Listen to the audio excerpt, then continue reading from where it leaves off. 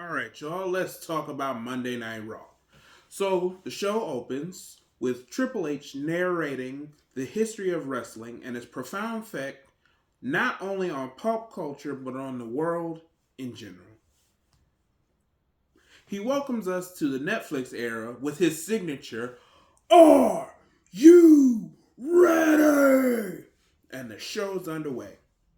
First, The Rock returns, but not as final boss Rock.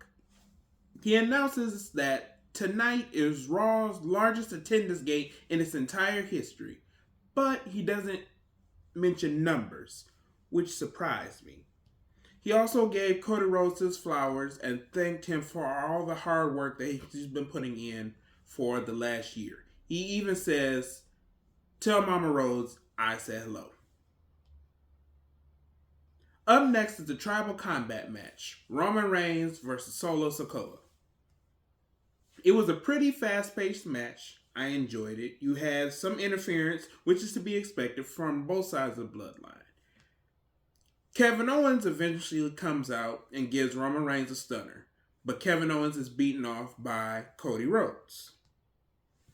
Of course, Roman Reigns wins, and after, Paul Heyman goes to return the Ula Fala to Roman, but is stopped by The Rock, who instead presents it to Roman Reigns.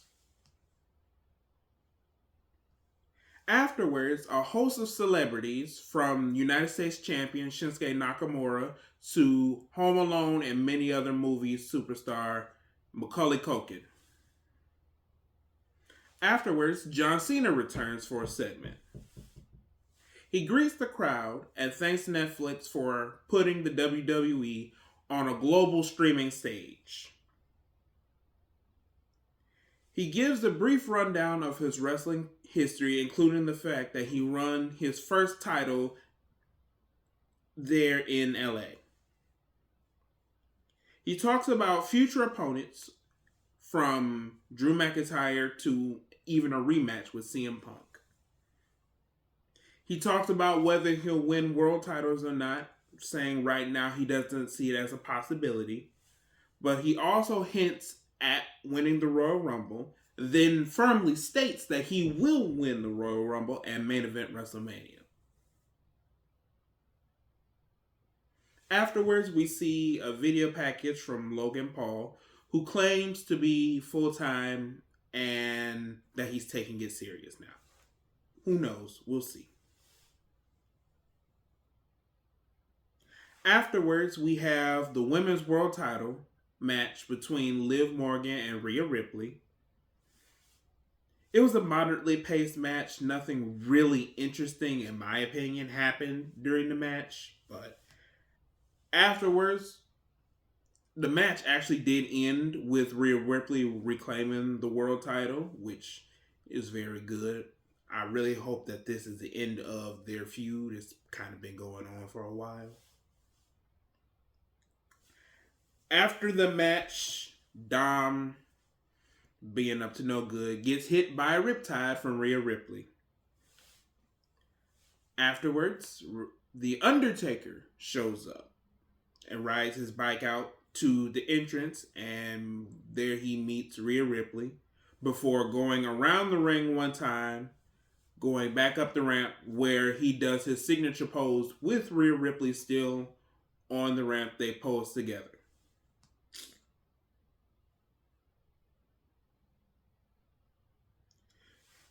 A backstage segment sees Chad Gable demanding a match with the best luchador around. Many cause to speculate. Could be Rey Mysterio, could be Penta. We'll have to wait until next week to see. Travis Scott makes an appearance. Rather interesting appearance. Then after we come back from commercial, you see Jey Uso versus Drew McIntyre. Jey Uso then joins Travis Scott, who is still out there, and they both make a yeetful entrance. Of course, you got Pat McAfee dancing on top of the announce desk. He gets Cole up there to do the same thing. Love Michael Cole. I'm so glad that those two are back on commentary together. McIntyre is up next to make his entrance. He comes down to the ring. By the time he gets to ringside, Jay leaps over the top ropes and tackles him to the ground, and they brawl. The match then gets underway once the referee is able to calm everyone down and have the bell rung. And it is very intense back and forth, and you could feel the heat and the chemistry they have together in the ring. You could feel it through the screen. And for the first time ever, Jay actually beats Drew McIntyre in a match. After that, we have a video package from Gunther talking about how he's the greatest and that he's going to put everyone else to the test. After the video package, we have a backstage segment with Gabriel Fluffy Iglesias promoting his special, who is interrupted by the New Day. And then the New Day are interrupted by America Alpha. It was a very funny segment. If you haven't seen it, I would suggest go back and watch it. After that, another backstage segment with Roman Reigns and Paul Heyman.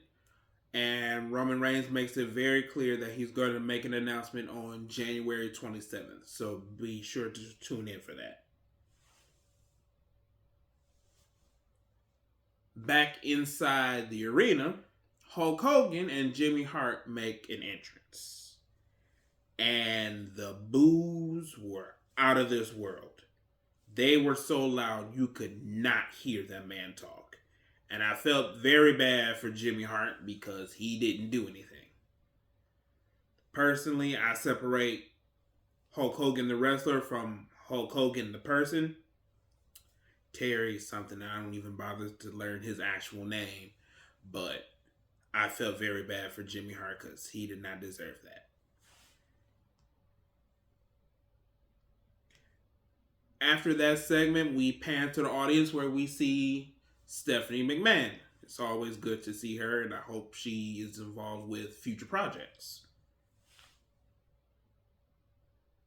After that, it's time for the main event.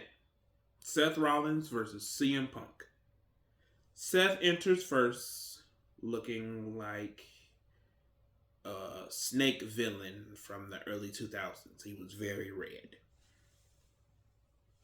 And of course, Seth Rollins' song is sung by the WWE Universe. It's a very interesting song. CM Punk is next to enter to a loud pop. It wanted to note that this is CM Punk's first match on Monday Night Raw since 2013, I believe.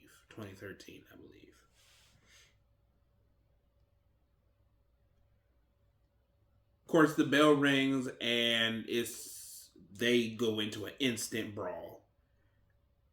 The fluidity of the match was very beautiful. Lots of back and forth. The counters, the reversals, using each other's moves. This was a WrestleMania-worthy match. There was so many near falls, my heart almost stopped. And of course, CM Punk wins. He wins after reversing the Falcon Arrow into 2 GTS. That was a stupendous match, and I look forward to their next one. The show ends as CM Punk's hand is raised. Now, overall, I would rate this show a B+. I think for the first match, for the first card on Netflix, the first episode, I think there should have been more than 4 matches. Hulk Hogan really brought the whole show down. Again, I feel really bad for Jimmy Hart because he did not deserve that. I am looking forward to the next episode, the next Raw. I hope they put more matches on it. 3 hours, only 4 matches. I don't think it